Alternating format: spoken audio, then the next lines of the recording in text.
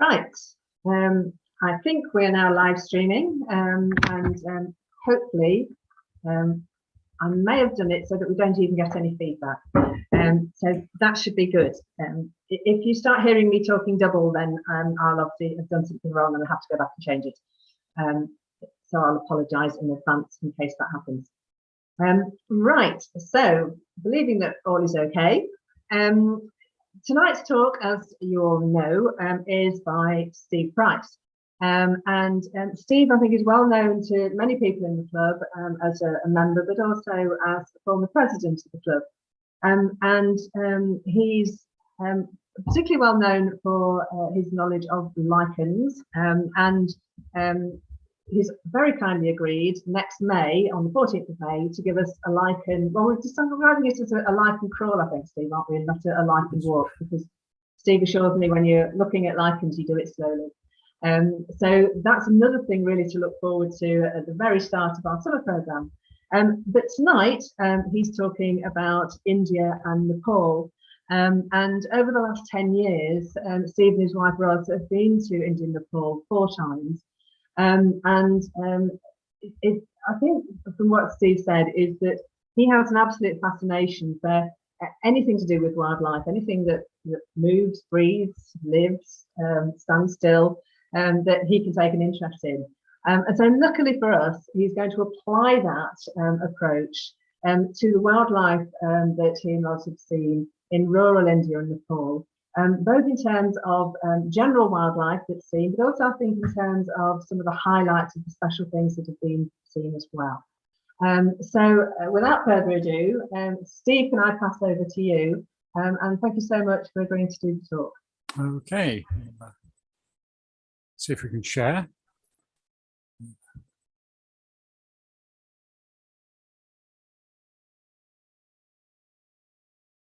Yep.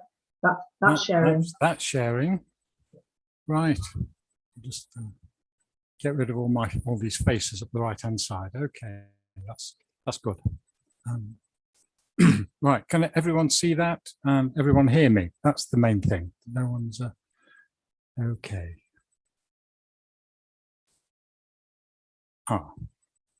Sorry. It's not advancing, Rachel. Again. So. Okay. What are you pressing at the moment to try to make it advance? The normal left-right key, yeah, which is what I used. Have you tried the up and down? I'll stop sharing for the moment. Yeah, and then come in again.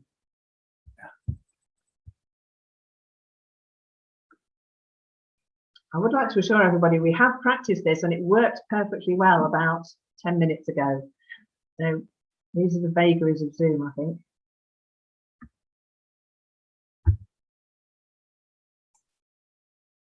Any luck, Steve? No. Right. Okay. If anybody has some handy hints and wishes to unmute themselves to give them, that would be really useful. That just worked in the non. Have you tried clicking on the image just to make the presentation active? Okay, well, yeah, I'll try that when it just worked. I just went out of share and it worked without. Let's see if this.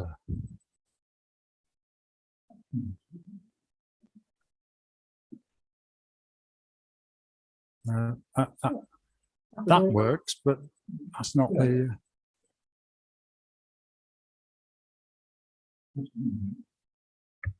Right, we seem to have something that works at last.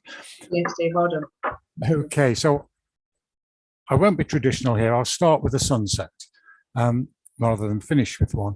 One of the reasons for this is that in India, our experience, Indians love sunsets. They are predictable. The sun rises at 6 o'clock in the morning, sets at 6 o'clock in the evening. And certainly in the seasons we were there, you've got clear skies and you always have a sunset if you can find some sort of a short hill, low hill to look at it. Okay, so we'll started with a sunset, but where our journeys to India started, so I'll move my big yellow pointer out of the way. My wife, with a colleague at work has suggested to her that she might be interested in going to the backwaters in Kerala, in South India.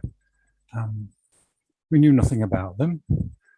I Googled, and having ploughed through all the sort of package holidays, came across this, which is about a sort of a community-owned houseboat, which had been funded by an organisation I'd never heard of at that time called Village Ways.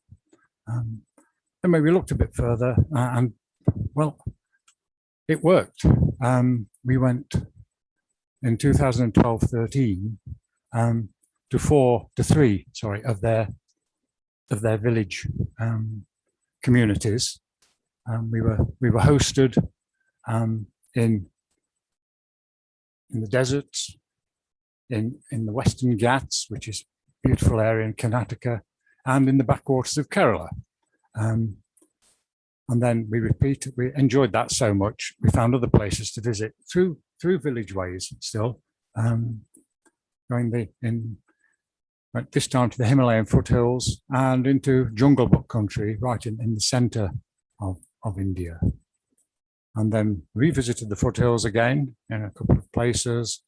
And then in 2019, still with Village Ways, visited an area in the plain of the Ganges, and more Himalayan foothills in the Salem district in Nepal. Looking at the satellite view, we can see, you can just see the vast differences in the geophysical regions. Kerala, down here in the south, very lush, very verdant. Karnataka and the Western Ghats on the western slope of that central plateau of India. Again, really, really rich area, but you can see how green it all is up there. The desert of Rajasthan, well, that just shows itself as a desert, even from this distance of the satellite. The central plain, there you can see the incised plain, the valleys, the rivers cutting through that, and the snow on the mountains of the Himalayas. So again, obvious from the satellite. But I do have to say, we ain't going to visit the Himalayas tonight. The time constraints of a Zoom meeting really didn't allow it, but this is the sort of view we had. And this is one of the villages we stayed in the foothills. I know that in the Peak District, we are accustomed to lifting our heads a little to look at the tops of hills, but not when they're 53 miles away, as these peaks are. So this is the same as looking at a mountain where the peak is, say, in Shrewsbury, that sort of distance. The left-hand one here, that's Nanda Devi, which is, it's for the Hindus, it's manifestation of the goddess Parvati, so it's a sacred mountain. It's just over 7,800 meters high. That's a fairly high mountain, but unfortunately, that's all we're going to have for the Himalayas tonight. En route to the places we visited, we couldn't avoid the cities, some of the cities. This is Jodhpur. This is a back street of Jodhpur. If we go one block away, then the scene is exactly the same, only you need to add about 20 cars, and that gives you a feel of the sort of, well, chaos, if you want. Organized chaos, but chaos all the same. We did see some buildings in our travels. It wasn't the focus of our holiday. We did at one time think of calling this talk India, but not the Taj Mahal. Perhaps a little unfair, that. So no, these are some of the buildings we saw. en route rather than purposefully visiting them. Well, this is some of the accommodation we stayed in. Some of it purpose-built, some of it renovated, and some, obviously with the tent there on this high plateau, is temporary for the season. The rooms we stayed in were fairly simple, but very, very adequate. Each of these places we stayed, we were hosted by people from the local community. They looked after us. They cleaned the buildings. They fed us. They cooked for us. Everything, but it was very much a community activity. And in each of the areas we had a guide, not one or two guides. These guides did live locally, and the great advantage in that they knew their local area, they knew their local wildlife, they knew the local culture, which was very interesting. It was the wildlife that we were primarily interested in, and they did an excellent job.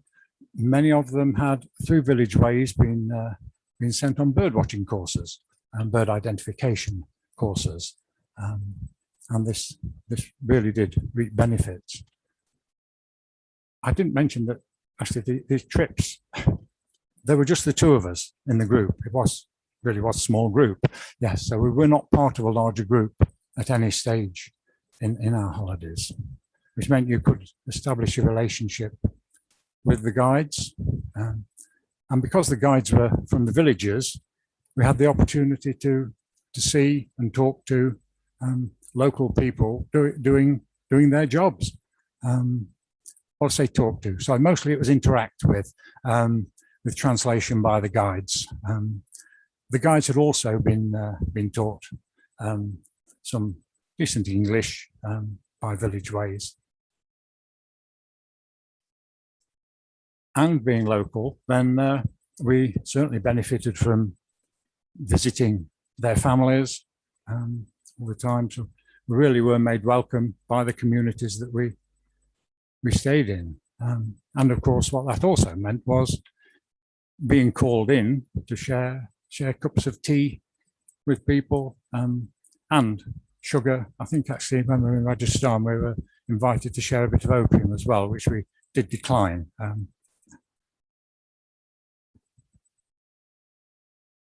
One of the nice things about visiting the Indian subcontinent is that there's a good range of English language wildlife books, and we certainly went well equipped. Often taking, if we could find secondhand or some of the cheaper books, then we took several copies and gave these out to our guides who didn't have them. But yeah, there's a good range of information. And where you've got a book, you've got a really good chance of identifying what you saw and understanding its place in the local ecology. So the first place we'll visit this evening is Kerala. This is the backwaters. This is where the houseboat was built. Now, when we first looked on Google, the sort of thing you did see were package holidays, and many of those, you have these sort of views of houseboats, some of them a bit like floating palaces, some of them seem to be moving in convoys, which really wasn't what we wanted. But you can see on the background map the extent of these backwaters next to the coast. Really are extensive and complex. And probably, I think at any one time, they're thinking there might be 500 houseboats out on the water. Fortunately, because we were with locals, we didn't only, I think the 4 days we were there, we saw one other houseboat on the water. The communities that ran this houseboat, they actually built it as well, with a loan from Village Ways. their normal occupation is building and repairing houseboats for the larger organizations, for the hotels and package holiday companies. But now they could run their own, and this could contribute another little income stream for their economies. So sort of view we had when on the houseboat, this was what we saw. You know, no other boats in view. This was actually the view from our sort of breakfast and dining table. There were just the two of us on the boat. The boat could cater for four people staying, but we were just the two. The sort of views, sort of environment through which we were slowly motoring was this sort of the tree-fringed waterways going between the villages. Sometimes slightly more open water, which gave really good opportunities for looking at birds. And areas like this, this was actually the background slide for the heading of the talk.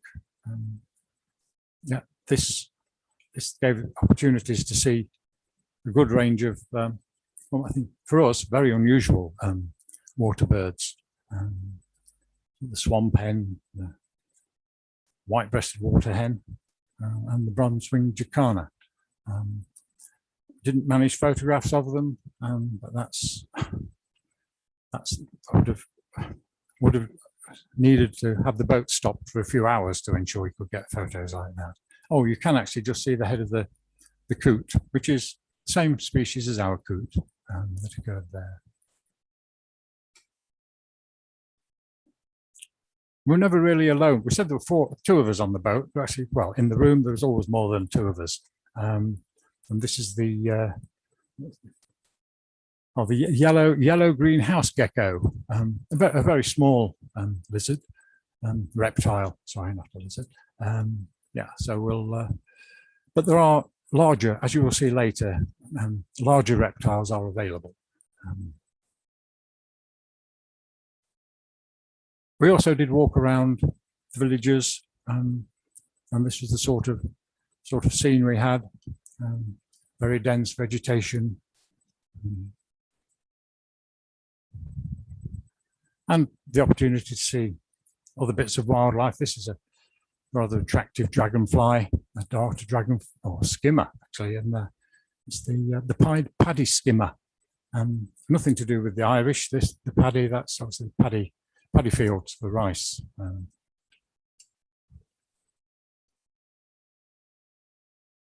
The amount of water there was, it's not surprising. There was fishing, and the fishing. There seemed to be three stages of technology. This is the high-tech version. Chinese fishing nets. These were dipped into the water overnight during the dark. A light bulb was shine. So the electricity to the end of these with a light bulb on the top. A bit dangerous, but and then the net was hauled up to see what was in there. That's the high tech. The slightly lower tech was the fishing directly from boats, and the low tech fishing. Well, this was manual fishing. Throw in a slightly weighted net, and dive in and see what you've caught underneath it. I guess it didn't really matter which version of the technology was being used. The result was the same. Yeah, I think this was the fish that last man was holding. Anyway, it tasted very nice, very well prepared on the boat for us. Okay, we'll move at this stage. We'll move up the west coast of India to the area in Karnataka. It's the Western Ghats. So this is an area of where the plateau drops down to meet the sea. Again, very, very thick forests, rivers going through them, plenty of wildlife around there. And this was the area immediately behind our accommodation. And it's an area that's very rich in, well, naturally rich in fruits. And the group of birds that just love this environment were the hornbills. And from this very spot, I took the photograph. Then we saw the three hornbills on the left-hand side of the page: Malabar grey, Indian grey, and the Malabar pied hornbill. They all flew across there, and the great hornbill was also seen in that area. Yeah, these have an unusual habit. They nest in tree holes. The female, having laid the eggs in the nest, is then plastered into the hole by the male. All she's got is a small hole where she can poke a beak out, and he then takes food in and out until the eggs are hatched, and then the plastering is broken open. So it works for them, obviously. They've been around a lot longer than we have. There's a lot of rice paddies in that area, and this is also an excellent place for looking at herons and egrets. Very, very basic mechanical devices for working with the rice. As I said, it's a very rich area, and all these are grown as products. They do sell them. The turmeric on the bottom left is favorite target of the wild boar. So they do spend quite a lot of time trying to keep the wild boar off their spice fields.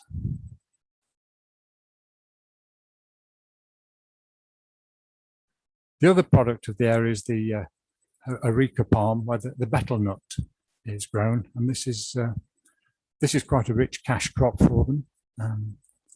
This is the basis of the the betel, which is like a nut equivalent of chewing tobacco. Not very pleasant. It's all spat out, but it makes quite a bit of money for the locals. Also, slightly more organised in this area, you've got some rubber plantations and tea plantations.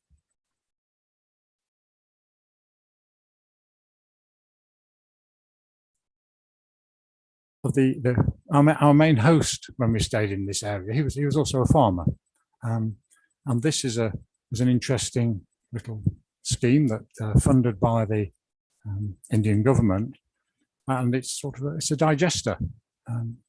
All the slurry from the cows and the buffalo go into this, and out of it comes the gas that powers their cooking, which is quite a novel approach. Because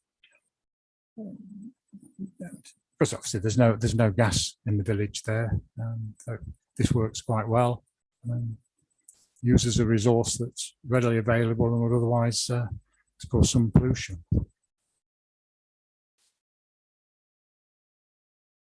People who know me, as Rachel mentioned, I have an interest in lichens.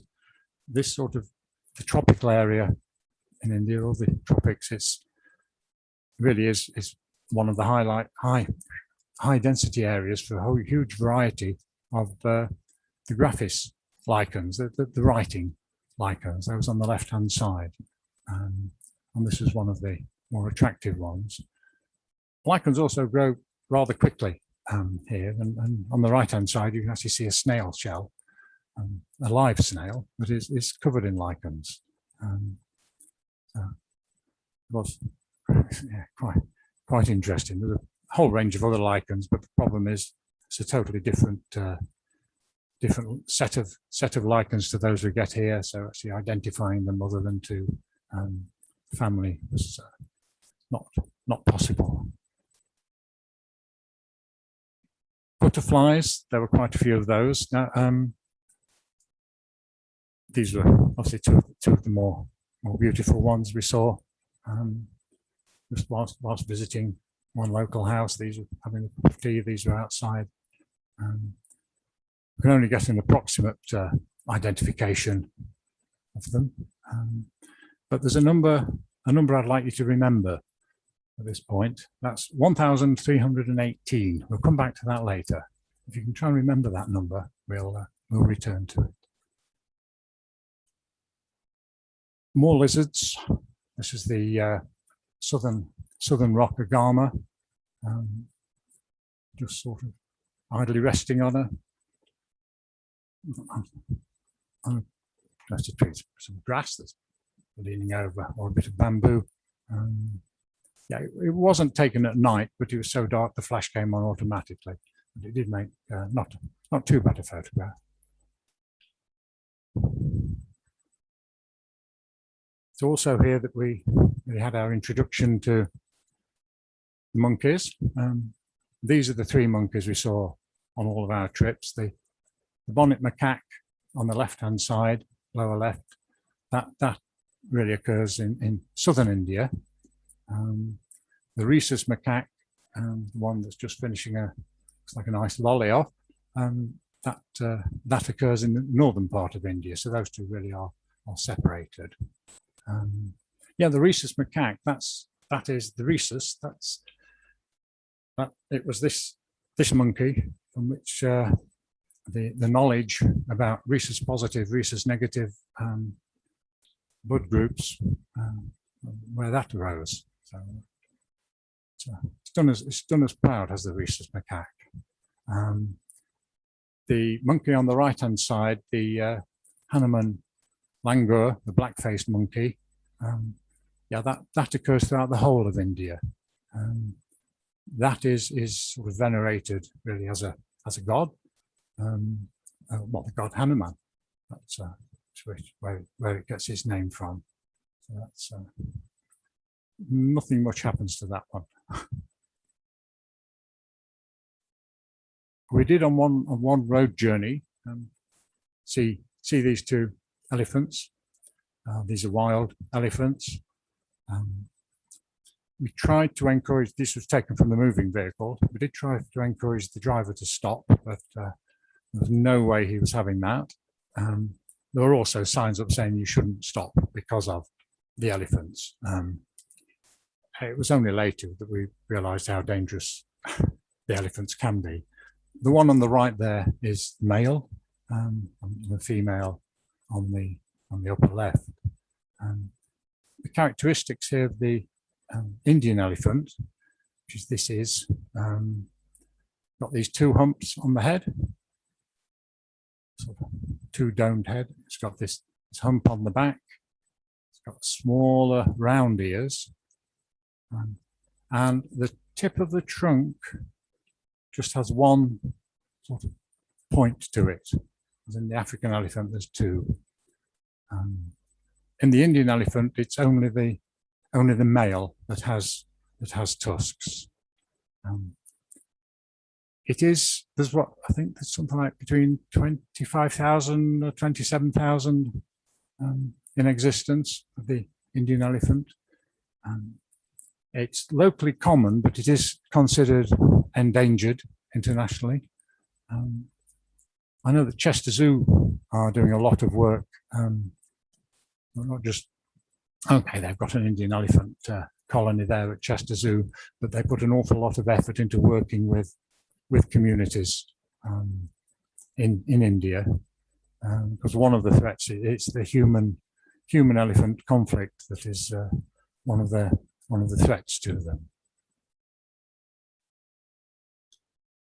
And in fact, in this place we visited, they're very conscious of this, and the bamboo that they're growing in this not quite greenhouse, sheltered area, is one of the bamboos that is one of the elephant's favorite foods.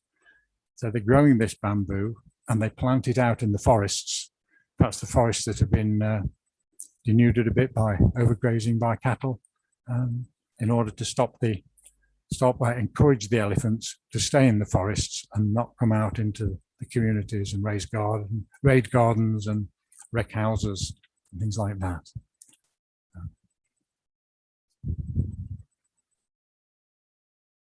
Okay, now we're going to look at the area in the central plains in the state of Madhya Pradesh.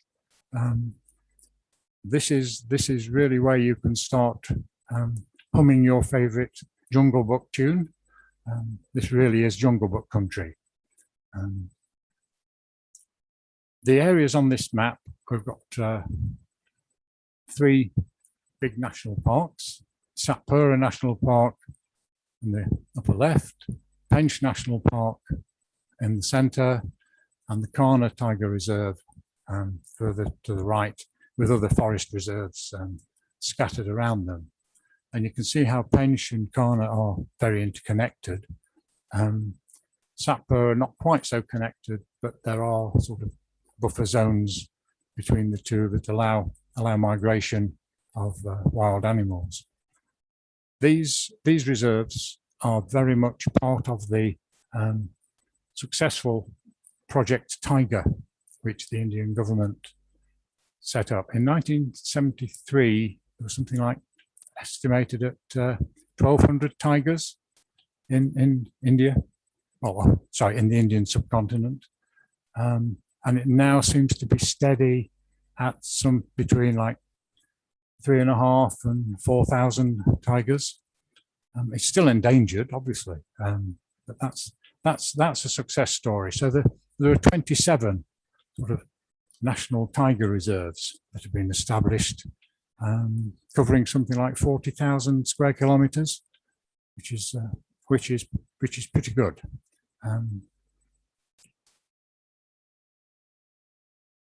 We start off in Satpura, and this was our accommodation there. And you think, oh, tents in a tiger reserve,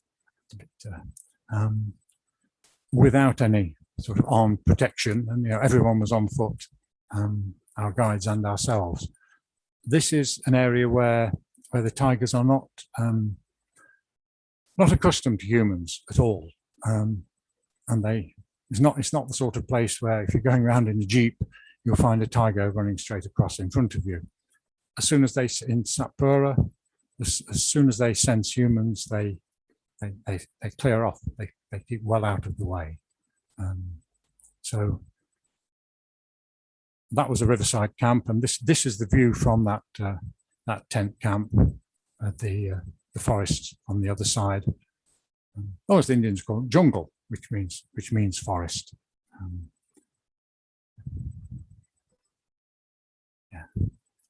Our guide in this area, he was a forest ranger, but he did live locally, so he knew the area intimately, and we crossed the rivers. And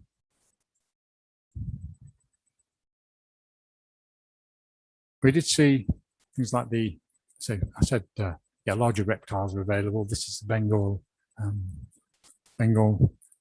monitor lizard. This body size, nose to vent, as they call it, excluding the tail, that is. That's about 3/4 of a meter. The tail itself is then about another meter beyond that. So they're quite large animals. They'll really eat anything that they can consume. They're carnivorous and eat anything they can consume. So eggs, smaller reptiles, frogs, fish, whatever, birds, if they get the opportunity.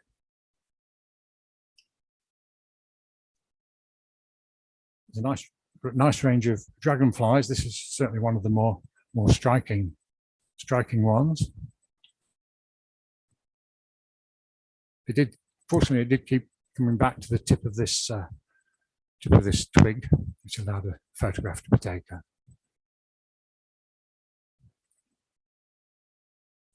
I asked you to remember the figure 1,318. That's the number of butterfly species in India. And that figure is also complicated a little bit because you see on the bottom right, the common evening brown photograph there, that is of the butterfly in the dry season. In the wet season, it still has the same shape, but it's a totally different colour. And quite a number of butterflies have these two forms, the dry season and the wet season. So, there's a good range to go at. In fact, there are more species of butterfly in India than there are species of bird. Not quite the case in this country.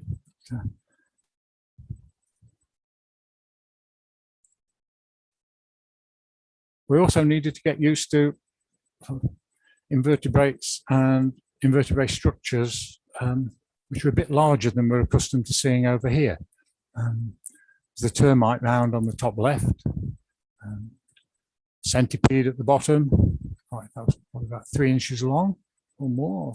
It's quite a large job, and the fat millipede at the top, and this rather large spider in the bottom right. That was on a web that was just hung across a path through the woods that we were walking in.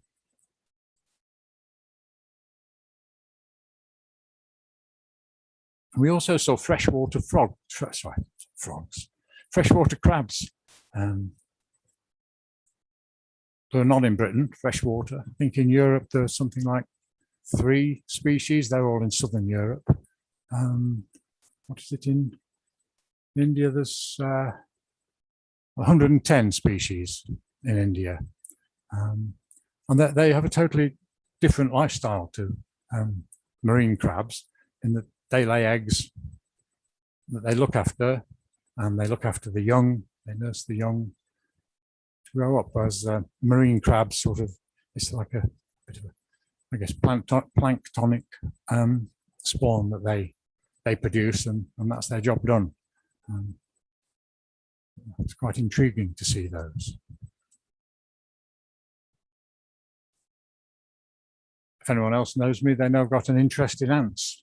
These were two of the species we saw. Unfortunately, I delved into the various keys I've got, world keys, etc., and I can't even place these in genera. So, but there were no, as you might guess, there were no shortage of ants on our travels.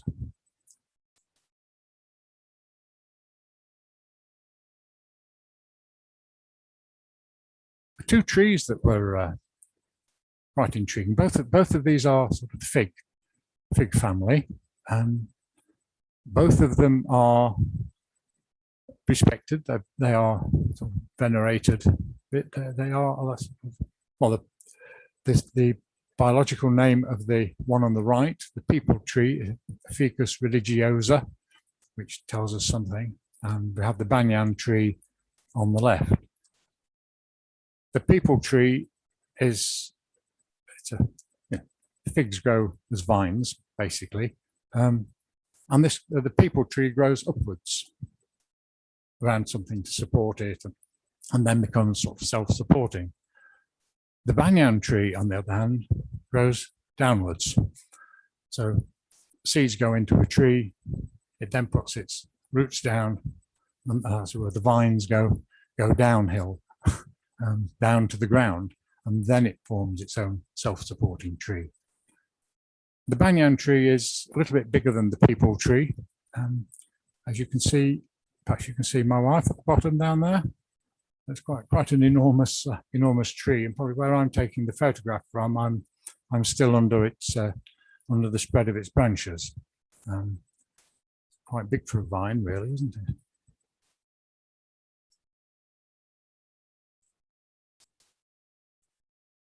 As in this country, lots of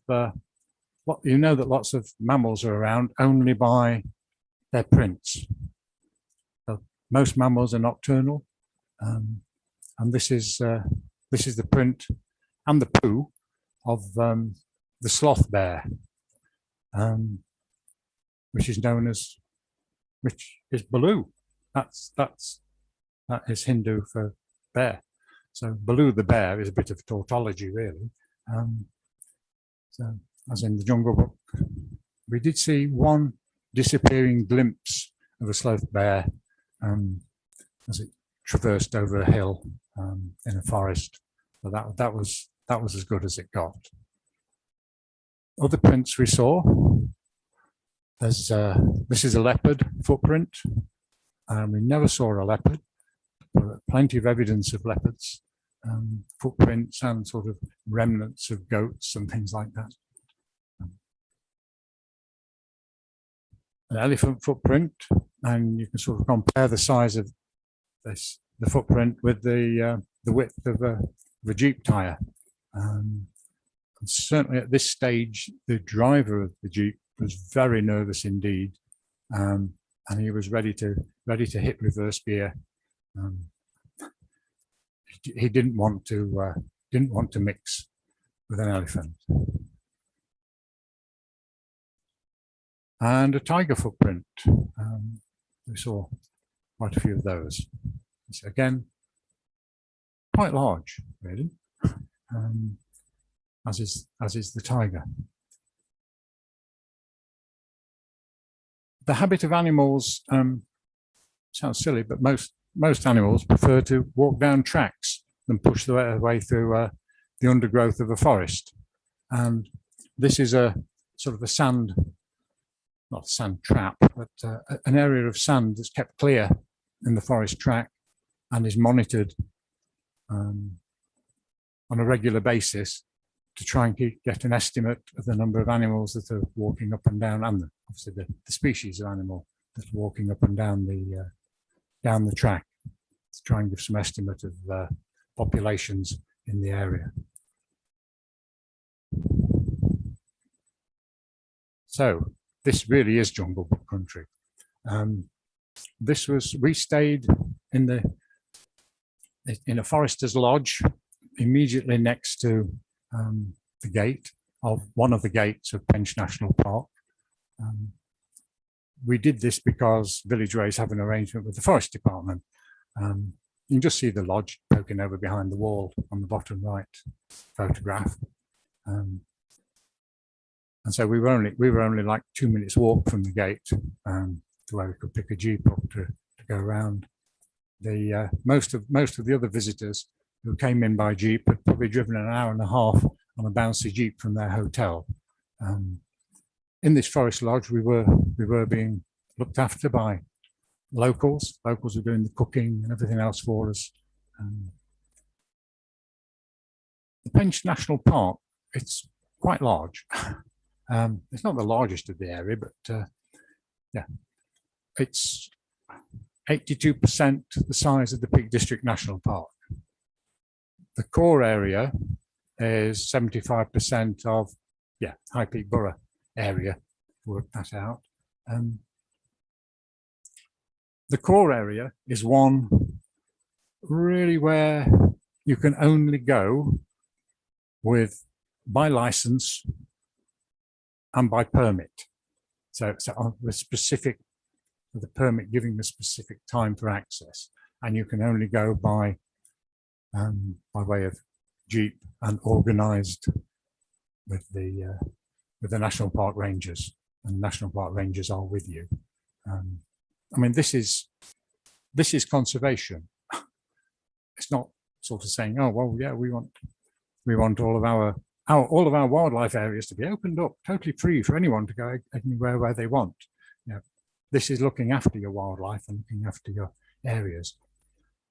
But even in an area this big, they're still doing management. They still have fences running down the middle to try and keep prey species inside the park, so that the tigers stay inside the park and don't start wandering out into neighbouring villages.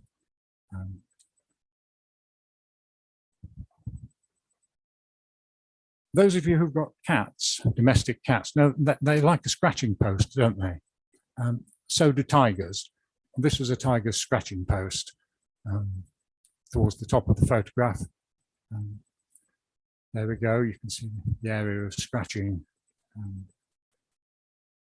fully 12 foot in the air.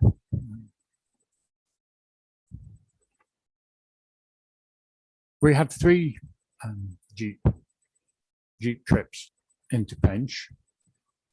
The first one was an evening trip, and this is where we saw our first tiger at a distance, and with binoculars you could just make the tiger out. Okay, tick. But that's as good. That's all you could really say about that. The next day, an early morning trip, we got a lot. We had a lot more luck, and this was a big female. She thought to have 3 cubs somewhere, and she was going back to see the cubs in the den. It's only when you see a tiger like this. I mean, I lifted binoculars and couldn't see the whole of the tiger through the binoculars. It's big.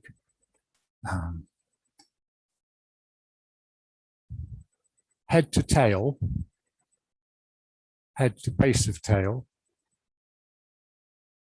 up to 3 meters long, standing 1.5 meters high. That's big. You wouldn't mix with one, I don't think. People were not happy with the thought of perhaps mixing with one.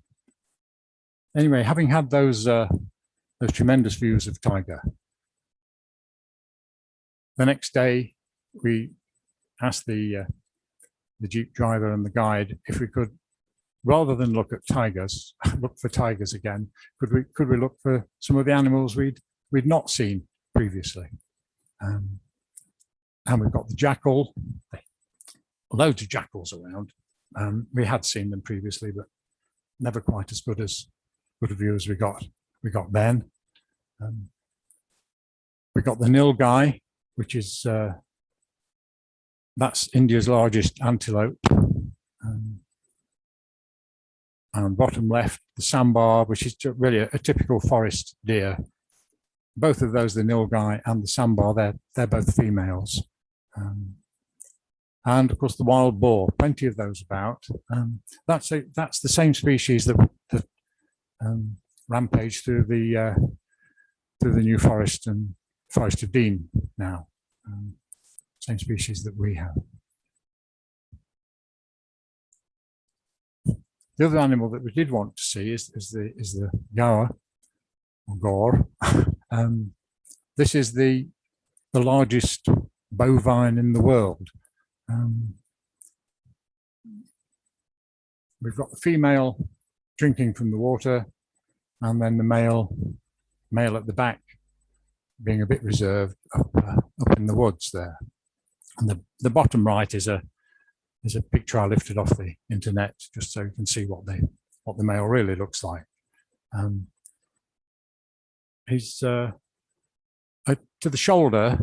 The bull is about 195 centimeters, so 6'5", or in horse terms, 19 hands. So quite a large beast. They are said to be non-aggressive, which is reassuring, but they were far enough away not to worry anyway on this occasion.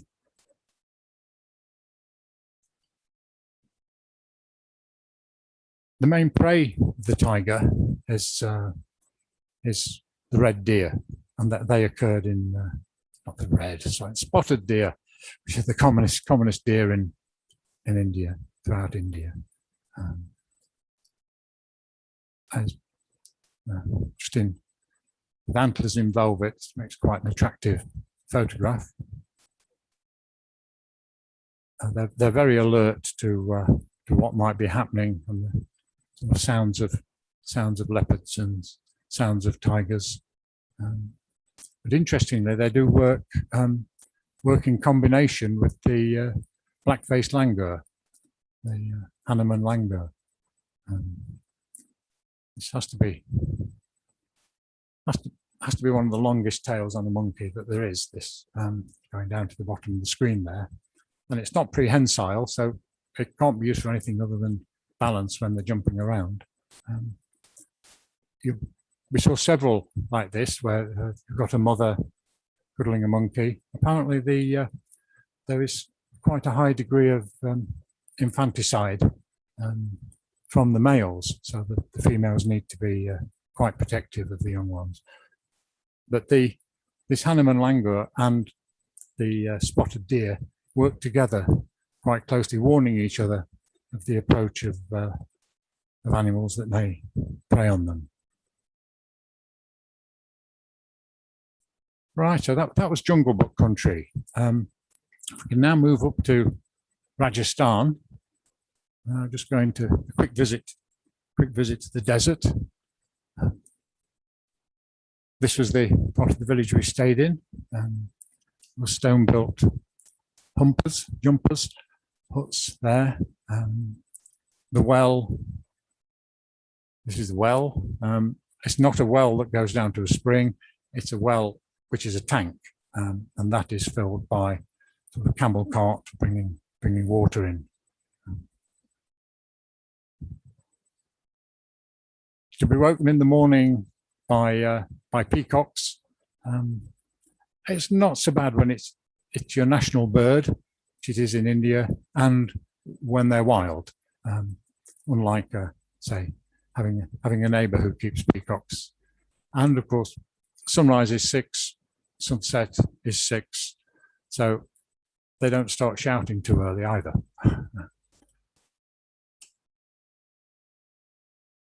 This was typical food presentation in India, with a sort of a bean-based dal, vegetables, rice, chapati, and a sweet, all served at once.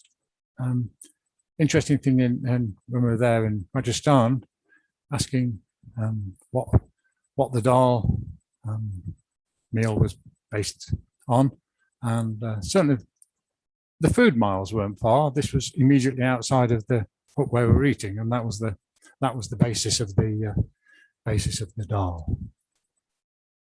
So everything that produced any sort of fruit, edible fruit or edible bean was used, and a lot of the wild plants there did.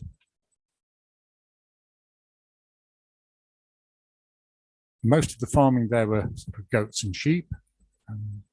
So as we can observe here, this is an early morning walk, and there's a browse line there as far up as the goats can reach, but also I think as far up as some other animals can reach. We've got this early morning, an Indian gazelle taken a bit by surprise before it had a chance to go away and hide. This really it's a fairly small animal. To the shoulder, it's something like just over ½ a meter.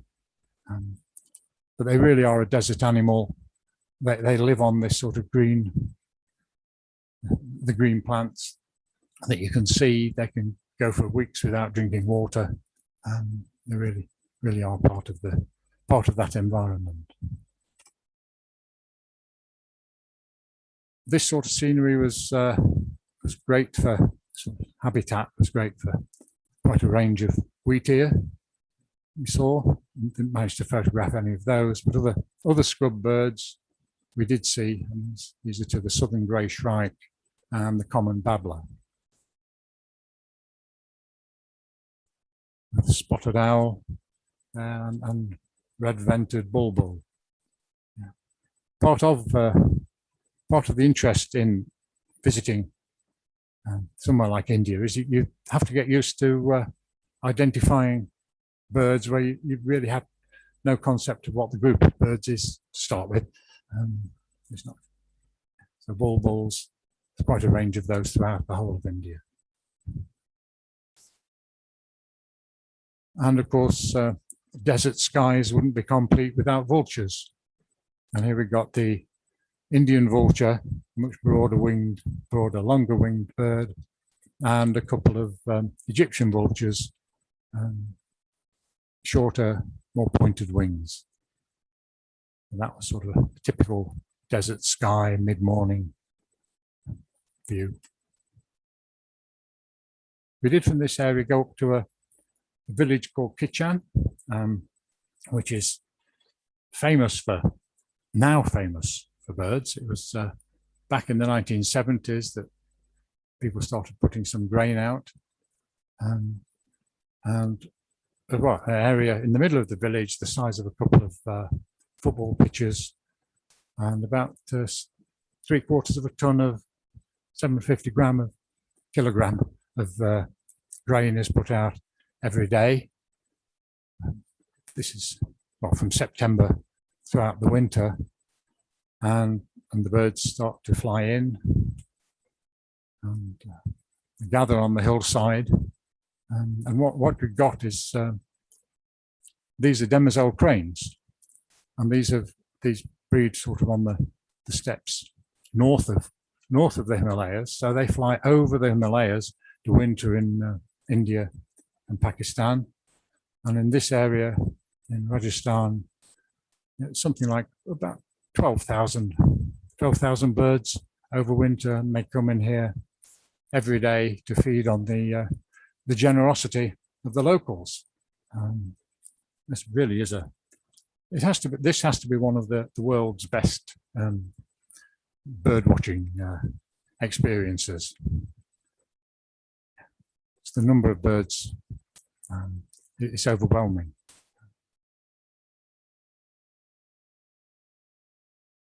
Okay, and the final area, this was a visit we made to Nepal, and in this southern area of Nepal, it's in the Ganges plain, that huge river, and we visited Chitterman National Park. Again, this is another huge area, totally within the national park. It is totally protected. In fact, when we visited, where we visited, there was an army base inside the national park, and one of their jobs is to help protect this. One of the main, also it's adjacent to the Parsa National Park, which is equally protected, and the Valmiki Tiger Reserve in India, which that's the Indian border, but working together, they've done some marvelous work. This is the sort of habitat: grassland and forest, and water. A couple of rivers run through it, and obviously loads and loads of tributaries. From here, that we did taken on a canoe trip. Well, they like to call them canoe safaris. It was a short canoe trip, and amongst the things we saw, there's the mugger crocodile, or Indian crocodile, as it's called. The name mugger doesn't come from its habit of waiting for things, which is its habit, of an ambush feeder. It just waits for things to come along. As with the American alligator, it has been known to use lures, so it will have a balance of stick across its face and wait for a bird to settle on it in the nesting season to eat that. That is goes up to about 5 meters long. It is population, I don't know, between about 6,000 and 7,000 of them. So it is internationally considered vulnerable. But the real treat, as it were, well, it's nice to see things and learn about them. This is the gharial, which is a fish-eating crocodile. The name gharial comes from the pot on the end of the male's nose, which I think is something to do with sort of resonance of calling. At the moment, yes, it's critically endangered. 200 in Nepal, 200 in India, and it's more or less extinct in the rest of its range. But that's good compared to what it was in 1973, no, 1977, sorry, the world population was just 57 animals. And the breeding program was set up in 1978 with the Nepal government and Frankfurt Zoo and Zoological Society of London. And this is the breeding farm where they've got about 500 in there, and they release them into sort of enclosed pens in the riverside, and then let them free later. When about 1.5 meters long, they release them. So the population is stable, I think, at this sort of 200 in Nepal and 200 in India.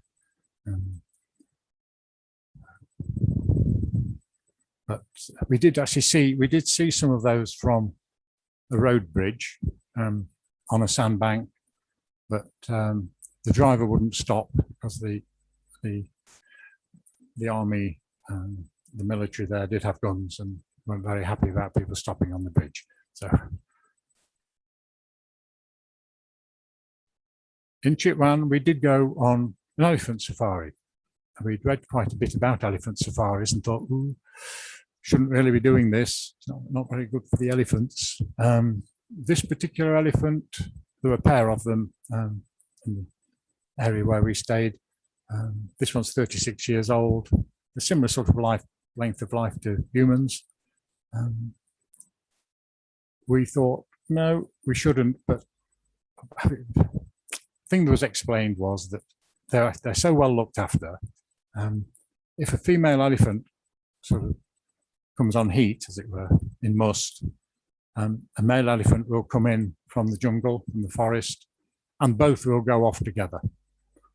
There's no way you try and stop the male elephant taking the female. And they'll do what they do. The female gets pregnant, then comes back. She comes back of her own free will. So they were very well looked after, taken down to the river every day to be bathed and rubbed down and play with the handler. So we didn't feel too bad. In fact, in the long grass, which is called elephant grass, it was very necessary to be as high as you could be on the elephant's back. And even then, you're suddenly surprised by a couple of rhino. This was a mother one-horned rhino and a child, the young one. We got close enough to take this not very good photograph, but I think the mother rhino was anxious, the elephant was anxious, so it was a hasty retreat. The story of the rhino is interesting. There's now a population of about 3,700 of this one-horned rhino. There's 600 to 700 of them in Chitwan, but that was achieved joint sort of action by India and Nepal to bring it back. It really was on the verge of extinction, and it's now just, pleasingly, it's now vulnerable rather than on the verge of extinction. The guide we had told us about an event a few months earlier where there was a rhino that he was familiar with. It was actually sort of, didn't have very good eyesight, partially blind, and it took an exception to him, and he had to get out of its way so he could climb up this silk cotton tree. The smooth bark trees were no good for climbing. This one was, but unfortunately, if you can look at the bark, it was also, whilst it saved him from being hit by a rhino, it totally wrecked his hands, of course, because these very sharp points. But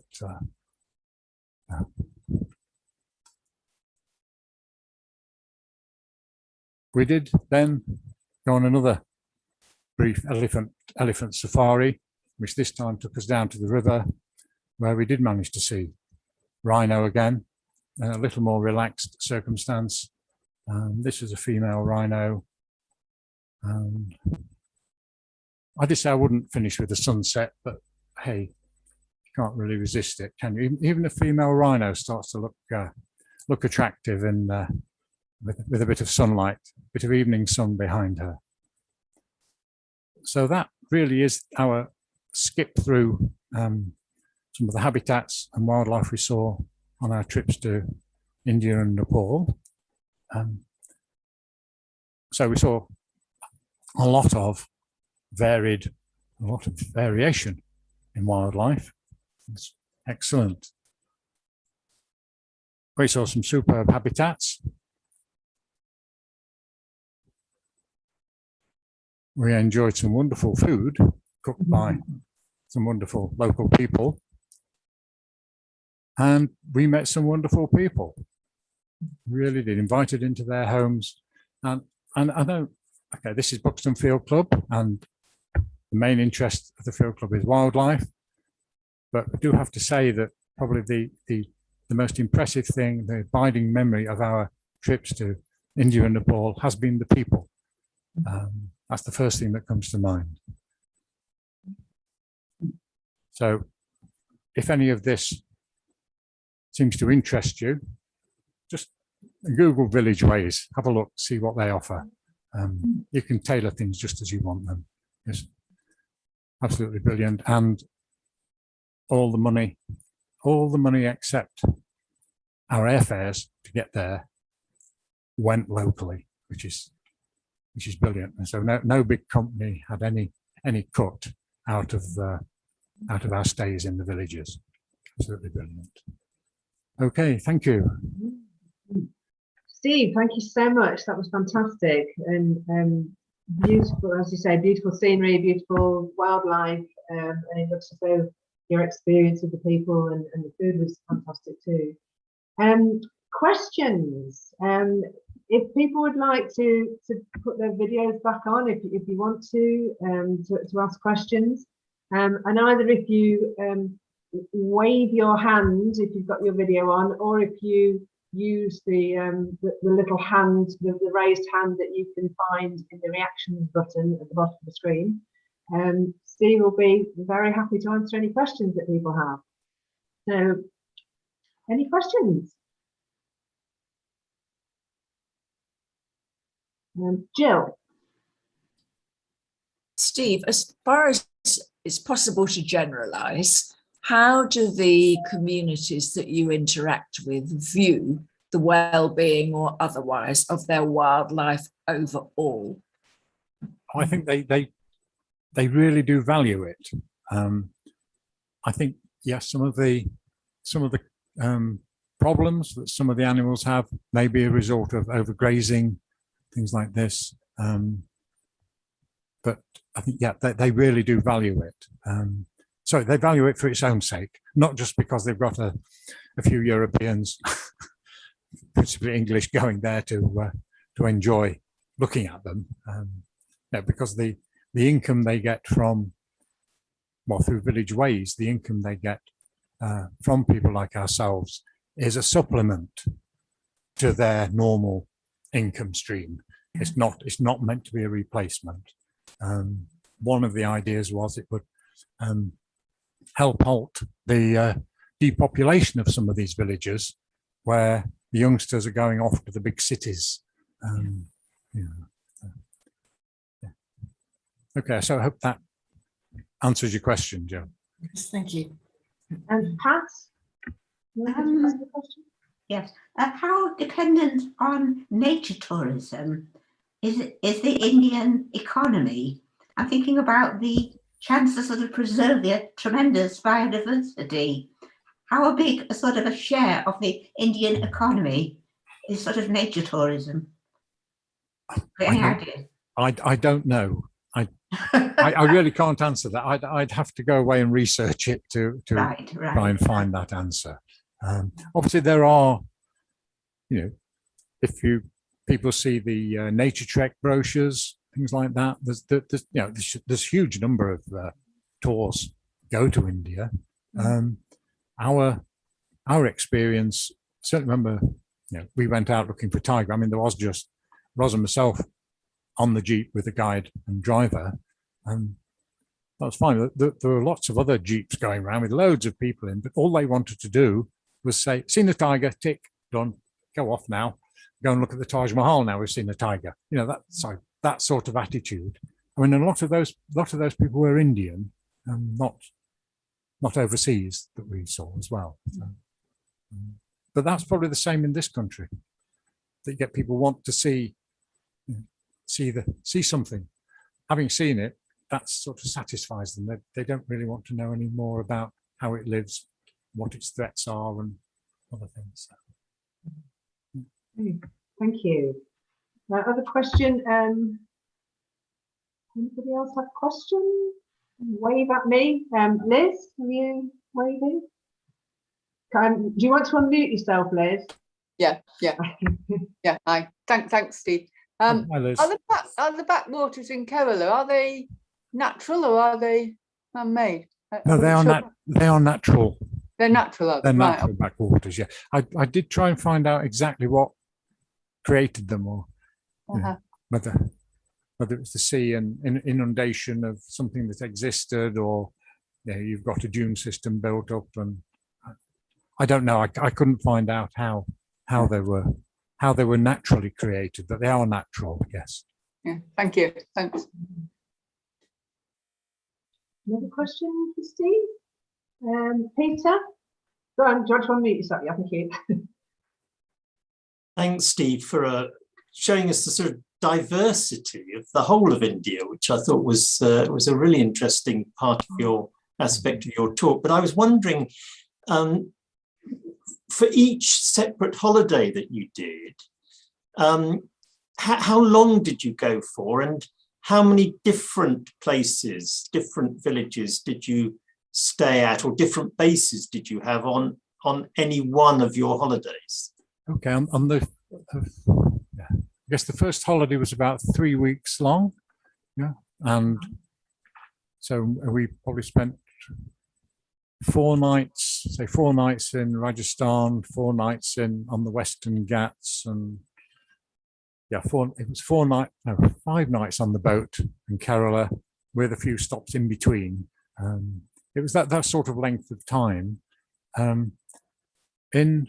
I know I didn't deal with the Himalayas this time, but in the Himalayas, in the foothills of the Himalayas, then we got sort of, as it were, village communities that were within striking distance of each other.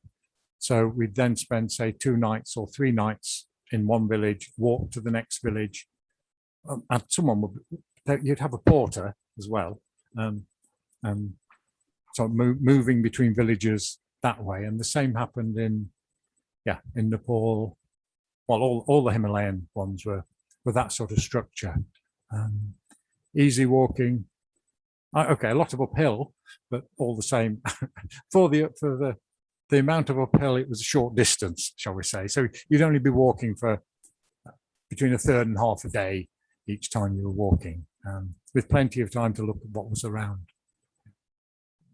Fairly leisurely paced enough. Oh yes, time to... yes, as leisurely as you wanted. That was because there was only you're not part of a large group, so there's no sort of group momentum saying, "Come on, get a move on, get a move on." It was us and the guide, or us and 2 guides. So you could say, "Oh no, can we just stop here a bit and appreciate this view? Oh, there's a little stream there with some birds dotting round.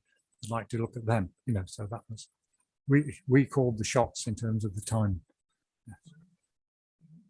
Nice. Thank you very much. And any final questions? Louise, do you want to unmute yourself? Hi Steve, great presentation. Do you have any plans to return to India? And if so, whereabouts would you be looking to go this time? In terms of village ways, we've stayed at all of the villages that they work with. I think there are, they've introduced another one, but that's right in the middle of somewhere where we've been before, which is actually a coastal one, just north of Kerala, coastal fishing village. I think if we did return, and we'd like to return, we'd probably go to the Himalayas again, foothills of the Himalayas. That really was that was our favourite. I think if I'd been doing this talk, stood on my hind feet in the Methodist Church Hall, we would have included the Himalayan foothills, but not given the length of time for a Zoom talk. You'll obviously have to come back and tell us about the Himalayas. We've been to sort of part of that area briefly. Yeah, we thought it was a fantastic place to go. So certainly be interesting to hear about that part of India from your perspective. I think that's where we go back to. And we nearly feel, because we went to the Binsar forest area twice, and sort of second time we went, the person who was our guide in the village where he lived, he was our cook. that time we went, and then he was our porter. They sort of mix the roles and the duties within the village. That sounds like an excellent scheme. Okay, thank you. And a final question before we finish? Can I just ask something, please? Yes, of course, Sheila. Yes. I think this village ways accommodation is absolutely brilliant. But I just wondered, Steve, how did you travel, from the airport to the various village ways accommodations? Okay, I guess the basic sort of itinerary was, we would fly into, we flew into New Delhi. Mm-hmm. We were then met at New Delhi airport and transported on one occasion to a small guest house on the outskirts of Delhi, and then the next morning taken to the station.